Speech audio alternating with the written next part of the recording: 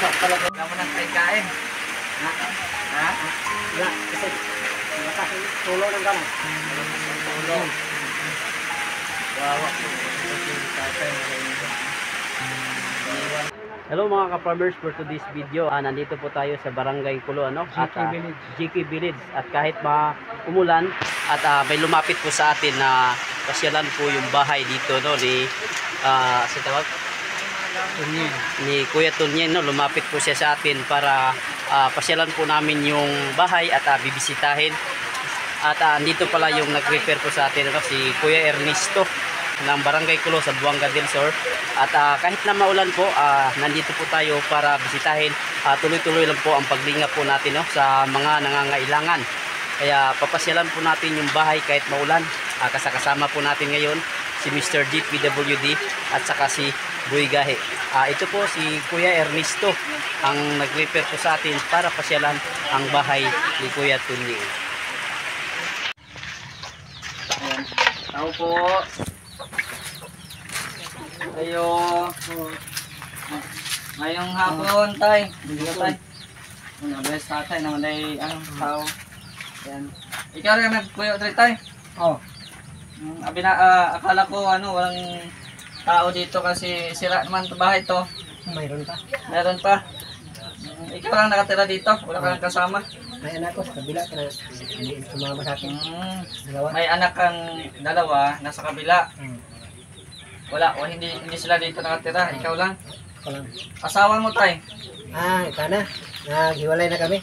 Hiwalay na kayo. Anong pangalan mo, tay? Pare, Antonio Hiniralaw. Antonio Hiniralaw. Yan. So, dito, pareho tayo ng buhok, tay, kulay-kulay yung buhok natin. Ayan, kumusta na, tay? Mahirap. Hirap. Ilang na kayo, tay? Ilang taon na kayong hiwalay sa asawa mo? Wala, mga 5 years. 5 years. Anong dahilan, tay? Bakit kayo nagkahiwalay? Hindi nagkakanan. Kasi Nagkaintindihan? mahirap lang ako. Trabaho siya. Tapos sa trabaho, nakahanap siya ng ibang lalaki. Ayun. Mama siya. So, iniwan kayo ng anak mo. So, ikaw na lang ngayon. Ikaw na lang ngayon dito. Tapos, hindi na po tulong yung anak mo dito. At napansin ko kasi yung bahay mo, tay, ay luma na. Luma na, tapos sira na. At yun na nga, ngayon po ay maulan. So, tumutulo ba ang bahay mo dito? Tulo na. Tulo. Ay, daan ko. Masakit din. Basa. Pwede natin tingnan sa loob, tay. Okay, tingnan natin. Tingnan natin yung loob ng bahay. Ito yung loob ng bahay mo. Maliit lang po yung bahay niyo dito. Ito yung sitwasyon. So, ikaw lang talaga dito, tay. Ay, daan ko. Butas-butas na rin. Higaan mo.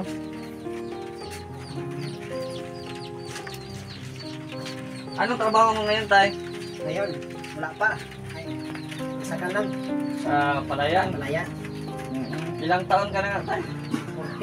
40. 40 years old. So, iniwan po ng asawa. Saka may dalawang anak. Pero yung dalawang anak mo, tay, binubuhay mo pa din sila. Kahit doon sila nakatira sa ano mo yung yung tinitirahan ng mga anak mo. Ama ng mga asawa ko. Okay. So doon sila nakatira. So bakit hindi sila pumupunta dito? Binibisita ka pa din nila dito? Mahiya talaga din. Mahiya din sila sa video. So yan po mga kalingap.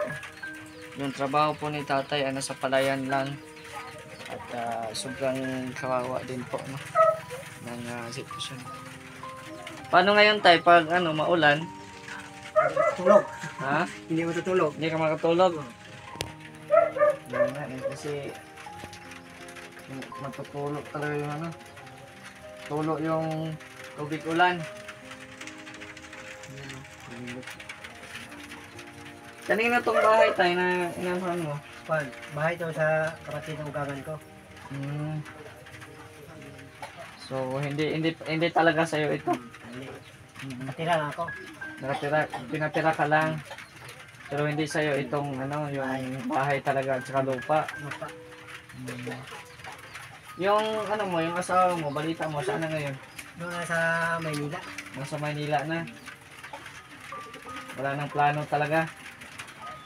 Yung mga anak niya, nag-ano pa din siya or hindi na? Hindi ko alam. Hindi mo alam kung may nagsustento pa ba daw, no? Hindi ko alam. Yan po. So, ilan ang anak mo dito? Dalawa lang? Dalawa. Dalawa. Ilang taon na yun? Ang kumulangan, 12 years. 12 years old. Tapos yung Pangalawa, 9 years old. So, nag-aaral na din yun tayo. Paano yan? Pinapaaral mo sila? Ayan po ano, ayun po kahit umuulan po, ayun po ang mga kapitbahay po nila. Ayan po. Ayun, kahit umulan po, nandito po tayo para pasyalan ang bahay ni Kuya, no? Kung saan siya dire, siya ra isa. Siya na usa. Hiwalay na sa asawa. Ay, wala siya asawa. Matagal lang hiwalay. Tagal na.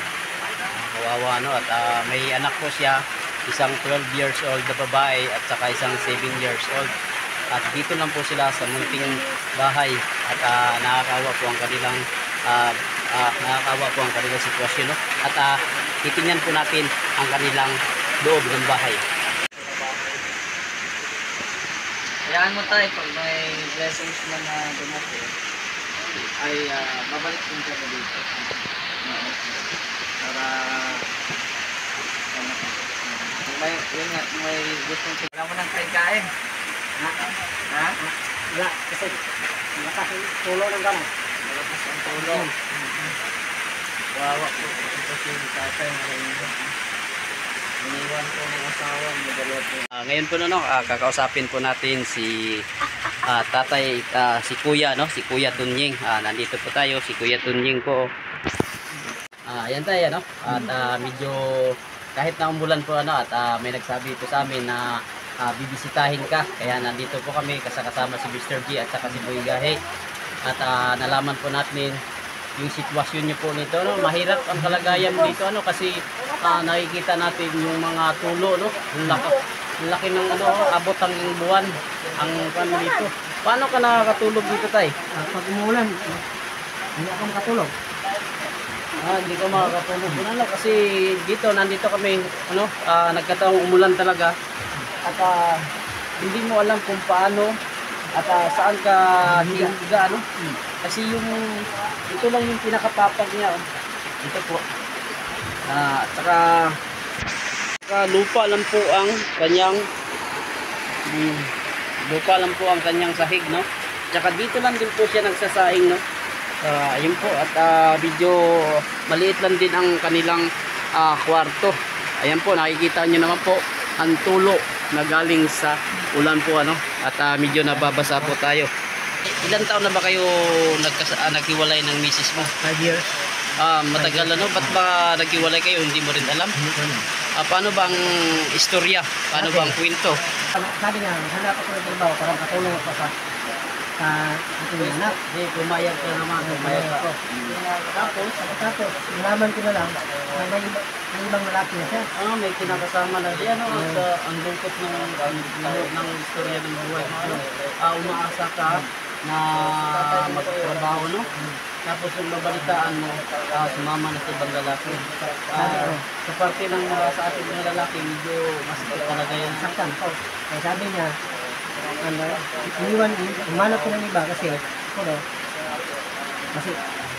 masinggiro ako. Masinggiro ka. Pero kahit maglasing ako, naghanap pa rin ako ng Para sa pamilya mo. para sa pamilya.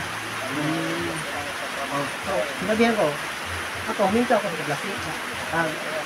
Uminom ng alak. Kasi ilang anak kami, mga babae. Mga babae, malalaki na. Hindi ko siya niniwala. Ang anak ko rin ba? So, itong bahay mo, hindi sa inyo to, Hindi sa akin. Bahay ng kapatid ng Ganan po. Pero ito parang sa kung makikita nyo, no, sa mga viewers ko, kung makikita nyo ang loob ng bahay, parang hindi talaga siya bahay nyo kasi napakaliit lang po. Tapos, yan o, ilang size of po o kung sukat dito. Tapos pagka umuulan talaga, hindi mo alam kung saan akong pista mo, kung hindi saan ka higa. At saka ang ano dito, nasa lupa lang po, ano?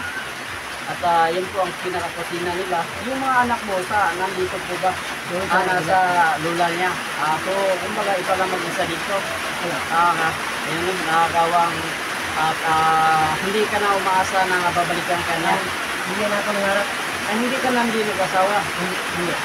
Para sa binubuhay mo, para naghanap ka ng trabaho para sa mga anak mo. O, ano, enrollment siya? Nakapag-enroll ba siya? Ang kamuglangan kong anak, hindi pa. Hindi pa?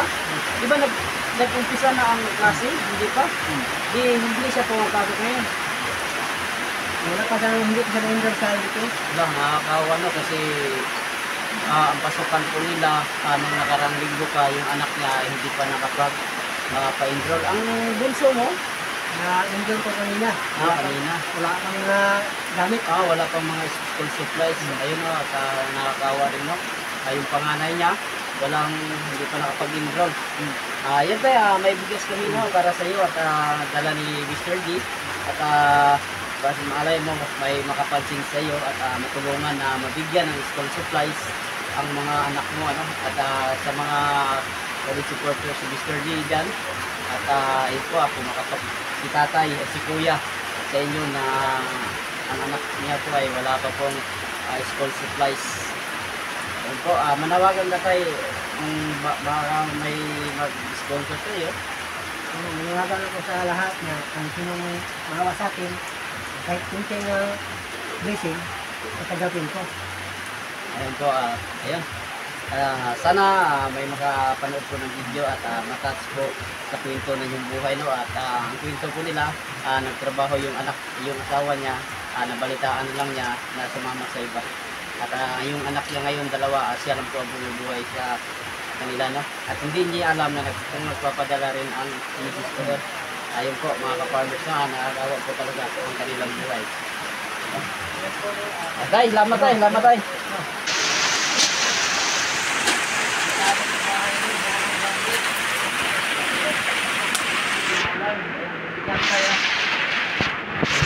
Maraming salamat ha. Kabigyan. Ano sabi mo, Tan? Maraming salamat.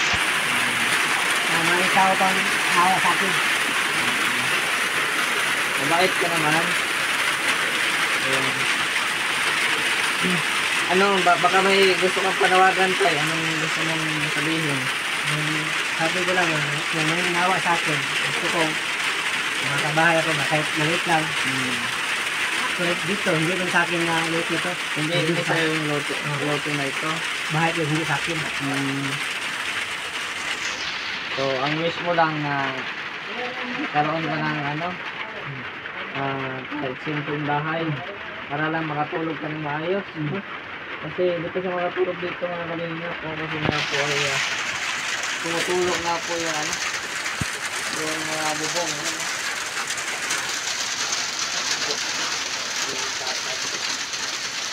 Pero pag may mga tayo, naghahanap ka din ng trabaho para makakain. No? Para pang anong tawag doon? Kumbaga, para makakain ka. Para matulungan mo din yung mga anak mo. Kasi, nag-stress ko din ay. 85. Mabili mo ang ulam tayo. Salamat ha. Pasensya na muna ha. At yan mo, pag may blessings naman ay babalik ka na dito. Basta ingat ka lang lagi dito. And then, yun na nga, focus ka na lang sa anak mo tayo, no? Kasi kung hindi ka na talaga naalala ng misis mo, ang partner mo, focus ka na lang sa anak mo. Sana makapagtapos yung mga anak mo para naman sila ay tutulong sa iyo. hanggang dito na lang tayo mga ka-farmers, no. Kahit na umulan, tuloy-tuloy pa rin tayo sa paglingap, tuloy-tuloy pa rin tayo sa mga nangangailangan at sa mga shoutout po sa mga solid supporters ni Mr. D dyan, lalong-lalo na po kay Ma'am Nance Chen. Ma'am, shoutout po ma'am. Ma'am Helen Shikal, at maraming salamat po sa inyo sa walang sawang pagsuporta po dito ni Mr. D dito po sa amin sa Mindanao. Maraming salamat po sa inyo at God bless po sa inyo. Bye bye po.